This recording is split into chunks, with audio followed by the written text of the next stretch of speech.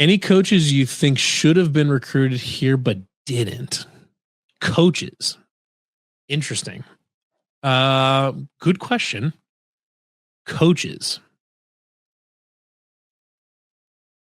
So what's worth noting, I guess, is there are still a few spots that need to get filled. Like I believe we still need a quarterback. Still need closure on the quarterbacks coach.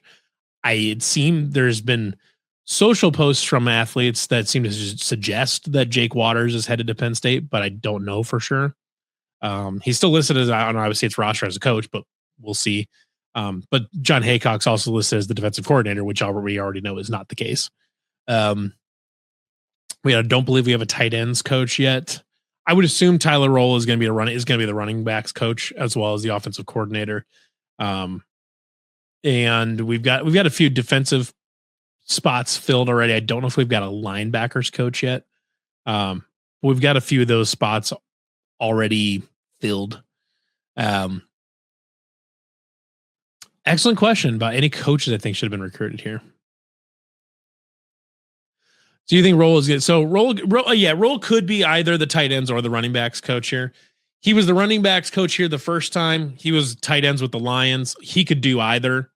Okay. So linebackers coach is Jesse Bobbitt. He's going to be the linebackers coach. There you go. So Jesse Bobbitt's the linebackers coach. Yeah, Roll could be either running backs or tight ends. I think either one's fine. Whatever one he wants to do, I guess. I'm kind of hoping he's a running backs coach because I think that might be your best shot at keeping Carson Hansen and Abu Sama is if they can have Roll back as their position coach. I don't know. Obviously, I'm not privy to the conversations behind the scenes or anything like that. So we will see as far as that goes. Obviously the staff is not completely built out, but the couple guys that we have kind of confirmed, that I really, really like, as I said, is the first one on the offensive side of the ball, Tyler Roll, amazing hire. I think the scheme he'll bring in will be great. I think it'll fit Iowa State really, really well. I don't think you're going to have it's just a really good system that a few different NFL teams, especially like I said, the Lions are using right now. That is just a good, efficient scheme. Just gets the job done. You don't have to rely on any gimmicks or anything like that. I'm not sure. Then you've got we don't really have any closure yet as far as a quarterbacks coach or a running backs coach. Well, running backs maybe Roll, but maybe not. Quarterbacks coach, I don't think we've got really any clarity yet. I believe we've had some offensive line coach movement here, but I think it was reported yesterday, that I would say its offensive line coach is going to be current Auburn and former Ole Miss offensive line coach Jake Thornton. To the staff, I've heard some good things about him. I've heard other things that I don't know. There's some people that are very excited about it. Auburn's offensive line wasn't great. We'll see. That doesn't mean he can't do a good job here or anything like that. But so Jake Thornton is your offensive line coach. Defensive line coach, I don't believe has been. I think I've heard names floated before, but I haven't heard any confirmed names as far as a defensive line coach. Defensive coordinator and linebackers coach is Jesse Bobbitt, who is also the defensive coordinator for Jimmy Rogers at Washington State and South Dakota State. See there, then obviously I just talked about Ross Watson as the safeties coach, who I think is an all-star. At some point, I think Jesse Bobbitt is on the track to being a head coach at some point. So if he does a good job, he'll probably take a head coaching job at a G5 someplace or an FCS school someplace. And then I would guess Ross Watson would then slide in to be defensive coordinator. He was already a co-defensive coordinator at Toledo. Jesse Bobbitt yesterday in an interview made sure to tell people that he is the defensive coordinator, not the co-defensive coordinator. It was kind of it was a really weird comment. But if Jesse Bobbitt decides to leave to go take a head coaching spot, Ross Watson is right there and able to slide in as a defensive coordinator right away. I think that's a perfect guy in waiting there for whenever Jesse Bobbitt decides to take a head coaching position down the road. And his track record coaching safeties at Toledo is pretty much impeccable. He was awesome there. I expect the safeties to continue to be a very good group under him.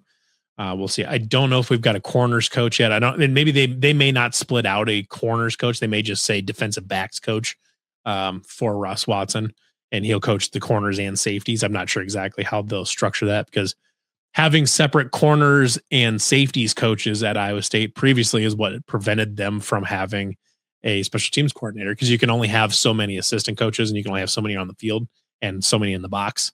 And by splitting out corners and safeties, they prevented themselves from having a special teams coordinator, essentially a dedicated special teams coordinator.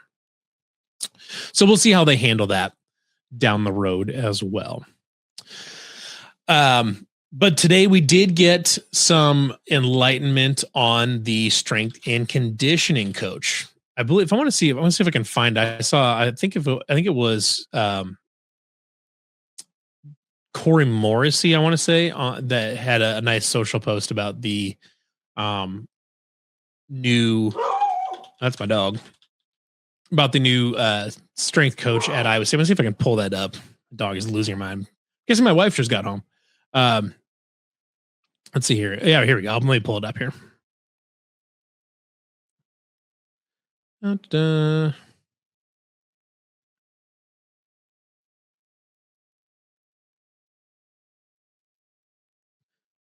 we go. Yeah. So Chris Campbell, I believe he is actually an Iowa State alum too. He was at UTEP and is now coming in. Corey Morris obviously gets a big thumbs up from Corey Morrissey. Big fan of Chris Campbell. I've heard rumblings of Tom Farniok also coming back, but we will see about that.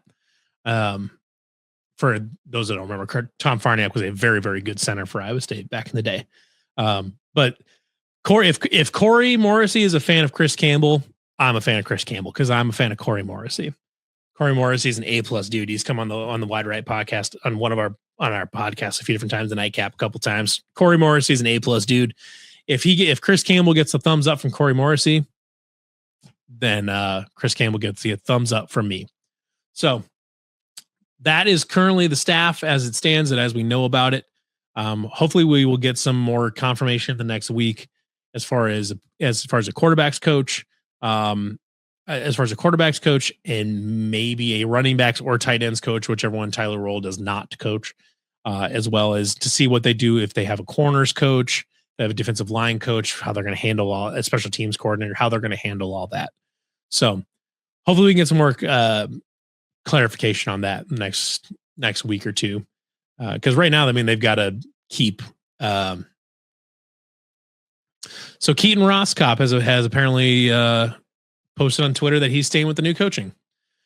I mean, I don't think I was worried about him going to Penn State, but him staying and say I'm with Jimmy, that's a good sign. To get the whole team to stay, you need to start with one guy to kind of get the momentum rolling and say, I'm staying with Jimmy. I'm staying with Jimmy. I'm staying with Jimmy. So glad to see that from Keaton Roscoff. But overall, I think that's all I had for today. I was trying to see if there was any questions in the comments that I didn't get to. If anybody's got any last minute questions they'd like me to answer, I'm definitely throw those in the comments right now. Jace Brown did hit the portal for Kansas State. Worth noting, he also did that last year and then went back to Kansas State. So Jace Brown hitting the portal may or may not mean anything. I would love to have him at Iowa State. I don't think that will happen, but I would love to see him at Iowa State. I would just really like him to not be at Kansas State. Yeah, I saw rumors roll that got down last night. I think I saw someone post a flight tracker of a plane from Flint to Ames. So I would assume that was probably Tyler Roll. So he's in town now, which is great. I'm very excited to have him as offensive coordinator. I think he's going to be really awesome. Yeah, we had lots of sickos in the Discord over with the flight trackers. I love our Discord, and I love how dedicated our guys, how dedicated everybody is in there to being absolute sickos for Iowa State football. So, alrighty, everybody. Appreciate everyone for Coach drop F-bombs.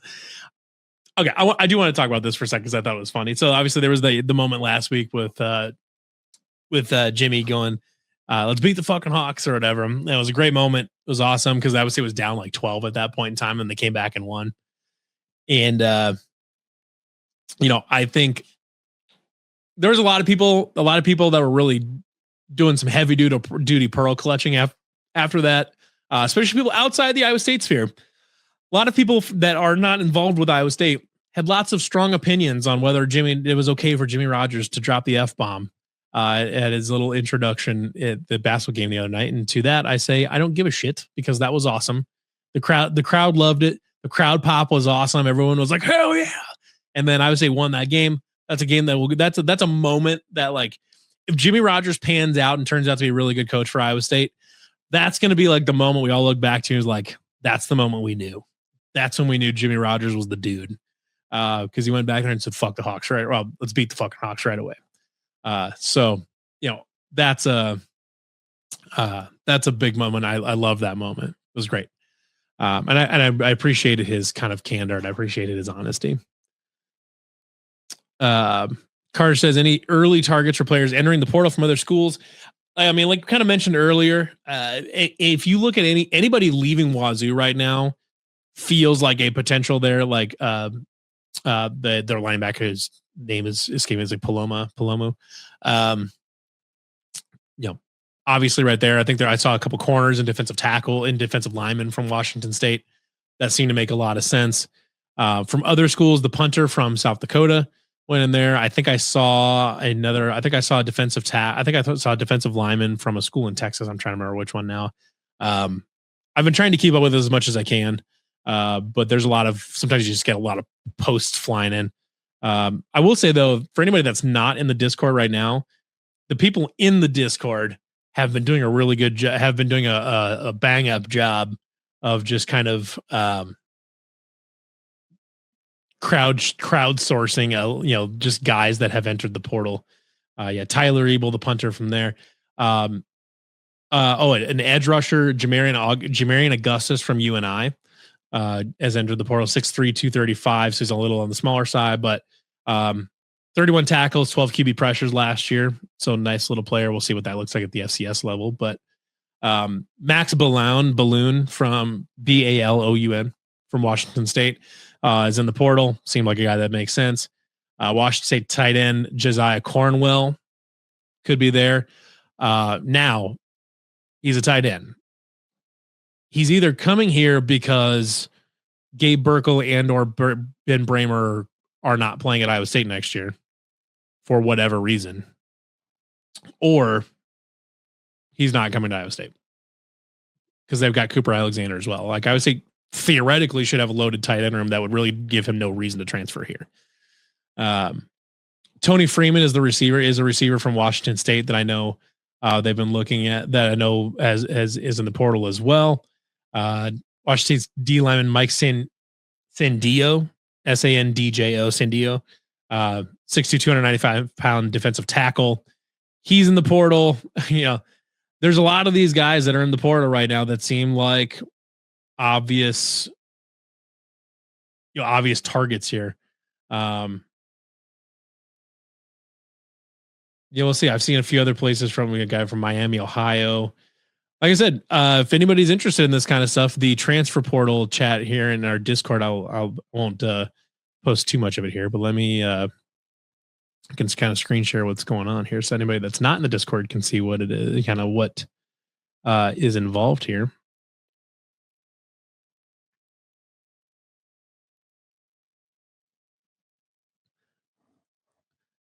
You can go through here and you can see we've got lots and lots of discussion here. All sorts of channels here. We've got gaming channels. We've got miscellaneous channels. We've got pro sports channels, Iowa State basketball and football. We've got Big 12 channels. We've got all sorts of stuff here. We've even got channels for music, movies, cooking, pets, all that good stuff. Fire and Analyte Discord's an awesome place. And they've, the people in there have been doing a great job of finding posts from players that could potentially be targets here as well. So Anyways, I think we'll wrap it up for this week, though. So I appreciate everybody for tuning in to this week's episode of Iowa State Cyclones Live here on the Voice of College Football Network. We'll be back again next week to see if we get any more updates on the roster, coaching staff, all that stuff. Potentially be, currently Iowa State basketball is number 4 on the men's side. I believe they're still at number 10 on the women's side, something like that. I know they didn't move after beating Iowa for some damn reason. Carter, is this a new thing? Oh, the stream. The first episode of this was like the first week of January this year. So in a few weeks, this will be turning essentially one week or 1 year old. End of January. Well, this is episode 47, and I've done it pretty much every week. I think I've only missed 1 or 2 weeks, so we're getting real close to kind of the 1 year anniversary of the first show of this. So, thanks everybody for watching. We'll see you guys again next week. See what we get for new news on this one, and everybody have a great rest of your week. And go Cyclones.